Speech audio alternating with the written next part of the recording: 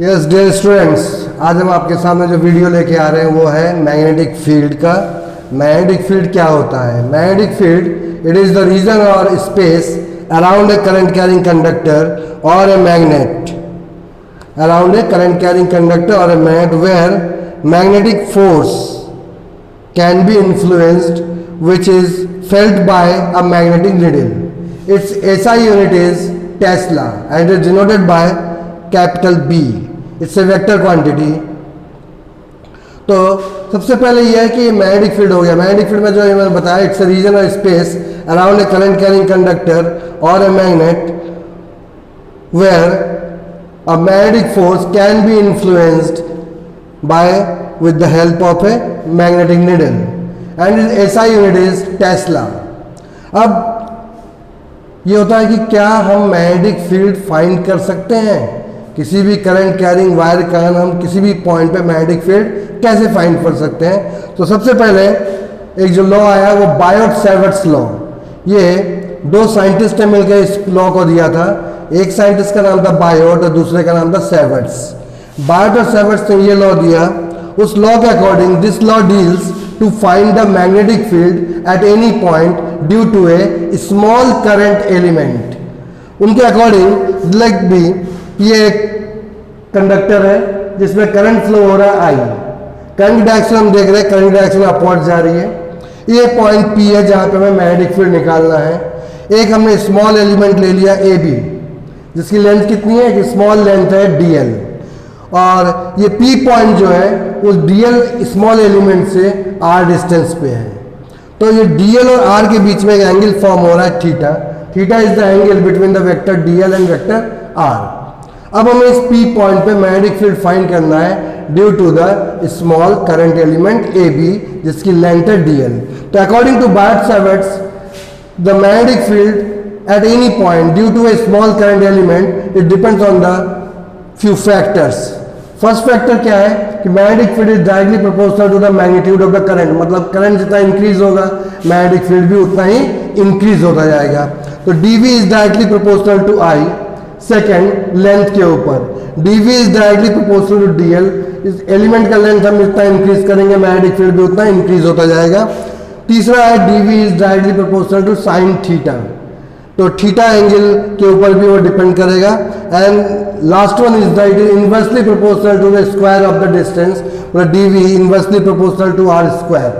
तो combining all the factors, तो dV is proportional to I dl sine theta upon R square. आप proportional हटाया तो constant आ गया K, तो dV is equal to K I dl sine theta upon R square. अब यहाँ K की वैल्यू क्या है? K जो है उसकी वैल्यू है mu naught upon 4 pi. Mu naught is the permittivity in free space. तो K is equal to mu naught upon 4 pi, और म्यू नॉट अपॉन 4 पाई की मैथमेटिकल वैल्यू जो होती है 10⁻⁻7 tesla metre ampere inverse. 10⁻⁻7 tesla metre ampere inverse, ये mu naught upon 4 pi का mathematical value है। तो हमारा फॉर्मूला क्या आ गया? dV is equal to mu naught upon 4 pi I dl sine theta upon R square. तो ये था बायोट-सैवर्ट्स लॉ जिससे हमने फाइंड किया magnetic field at any point due to a small current element. ये तो मैग्नीट्यूड आ गया। अब how can you find the direction of the magnetic field at any point? तो उसके लिए जो एक रूल यूज होता है that is called right hand thumb rule. Right hand thumb rule. Let B, ये conductor state conductor it's carrying a current I in upward directions. तो according to right hand thumb rule, imagine you are holding a current carrying conductor in your right hand in such a way that the thumb gives the direction of the current. Then your curved fingers gives the direction of magnetic field lines. Direction of magnetic field lines. तो these are the direction of magnetic field lines. इससे हम देख रहे हैं कि अगर current की direction upwards है तो magnetic field lines anti clockwise होगी, और अगर करंट की डायरेक्शन डाउनवर्ड्स है तो मैग्नेटिक फील्ड लाइंस क्लॉकवाइज होगी। तो this gives the direction of magnetic field lines. अब मैग्नेटिक फील्ड लाइंस अगर हमें मालूम चल जाती है तो मैग्नेटिक फील्ड कैसे फाइंड करेंगे? Magnetic field at any point हम क्या करेंगे? Draw a tangent. The tangent gives the direction of magnetic field at any point due to a current element. तो अगर ये एंटी क्लॉकवाइज है तो मैग्नेटिक फील्ड की डायरेक्शन क्या आ जाएगी, इस तरफ आ जाएगी। अगर इस तरफ है तो मैग्नेटिक फील्ड की डायरेक्शन आउटवर्ड्स हो जाएगी। तो ये हम direction of magnetic field find कर सकते हैं according to right hand thumb rule.